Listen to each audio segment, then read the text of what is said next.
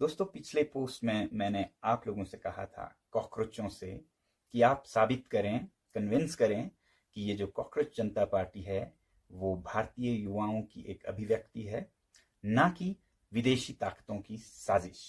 तो इसके बाद आप लोगों में से बहुतों ने कमेंट्स में इसके बारे में लिखा है और दीप के जी ने मुझसे राब्ता कायम की, मेरी उनसे बात हुई और उन्होंने ये डेटा मेरे साथ शेयर किया जो अभी मैं आपके साथ बांट रहा हूं। और उनसे बात करके मुझे वैसे भी लगा कि इनका कोई गलत मंशा नहीं है, बहुत ही देश प्रेमी हैं, बल्कि एक कुर्बानी, एक सेक्रीफाइस कर रहे हैं देश को सुधारने के लिए। और आपने ये भी देखा होगा कि 6 तारीख को शनिवार को वो दिल्ली में लोगों को बुला रहे हैं ताकि हम शिक्षा मंत्री के इस्तीफे के बारे में मांग करें। अब उनका और आप लोगों का कारण तो नीट के पेपर्स या CUET और CBSE के इम्तिहान हो सकते हैं, मगर मेरे लिए ये और भी बड़ा मुद्दा है।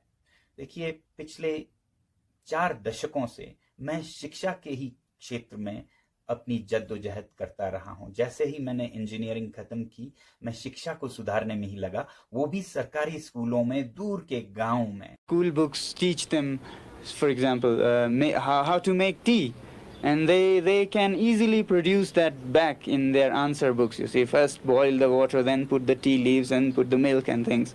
But they can only write that on paper. They cannot make tea. और जब मैं कुछ बदलता नहीं देखता हूं तो मायूस हो जाता हूं, कुछ करने की जरूरत महसूस करता हूं। तो बड़ा मसला है, हो क्या रहा है हमारे शिक्षा के साथ। बहुत अच्छे नीतियां आ रही हैं जिनसे मैं बहुत खुश हूं। नई शिक्षा नीति आप लोगों ने देखा होगा, मगर उस पर अमल कितना हो रहा है, ग्राउंड पर, जमीन पर कितना उतर रहा है, उसे देख के मैं बहुत मायूस होता हूं। उसी तरह आपने देखा होगा विकसित भारत की एक अभियान है, डेवलप्ड इंडिया बाय 2047। अब ये विकसित भारत किसे न पसंद आए, मगर इसकी भी अमल को अगर देखें तो शायद आप मायूस हो जाएंगे। 2047 में भारत विकसित होगा कि नहीं, ये देखना है तो मेरे पास एक जादू का नुस्खा है। मैं मिला देता हूं आपको विकसित भारत के 2047 के कर्ता धर्ताओं से। उनकी हालत देखिए और आप बताइएगा क्या विकसित भारत सच होने वाला है। आइए मैं दिखाता हूं। ये वो बच्चे हैं जो आज प्री प्राइमरी क्लासेस में हैं भारत के गांव में। यही होंगे 25-30 साल के 2047 में, यही चला रहे होंगे भारत को। तो क्या आपको लगता है भारत विकसित होने वाला है अगर ये हालत रही हमारे विद्यालयों की?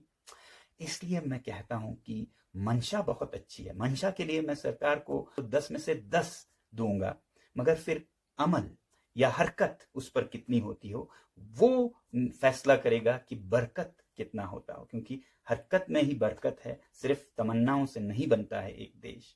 तो इसलिए अगर आप देखें पिछले 3 या 4 शिक्षा मंत्रियों को, गूगल कीजिए, देखिए कौन आए, उन्होंने क्या कमाल किया, तो उसे देखकर मुझे नहीं लगता कि विकसित भारत होने वाला है। तो मैं तो इन वजूहात, इन कारणों के लिए शिक्षा मंत्री जी का इस्तीफा चाहता हूं। आपकी बात सही है, नीट के पेपर लीक हुए बहुत बड़ी बात है, इतने लाखों विद्यार्थियों के जिंदगी के साथ खिलवाड़ है, मगर आगे क्या होने वाला है वो सवाल ज्यादा बड़ा है। तो इन सब को सुधारने के लिए मैं आग्रह करूंगा प्रधानमंत्री जी से कि किसी भी स्वाभिमानी देश में, लोकतंत्र में, कोई भी स्वाभिमानी शिक्षा मंत्री ऐसी बात हो, पेपर्स लीक हो और कुछ चल ना रहा हो, तो वो इस्तीफा देंगे, रेजिग्नेशन देंगे।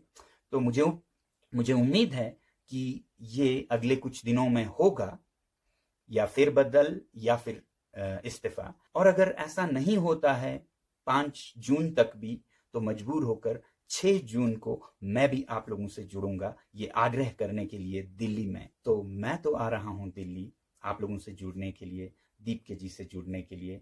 आप भी बताइएगा क्या आप आ रहे हैं। साथियों, मेरा एक नारा रहा है, if not now when, if not us who. अब नहीं तो कब, और हम नहीं तो कौन लाएगा परिवर्तन भारत में। इतना ही आज के लिए। जय हिंद।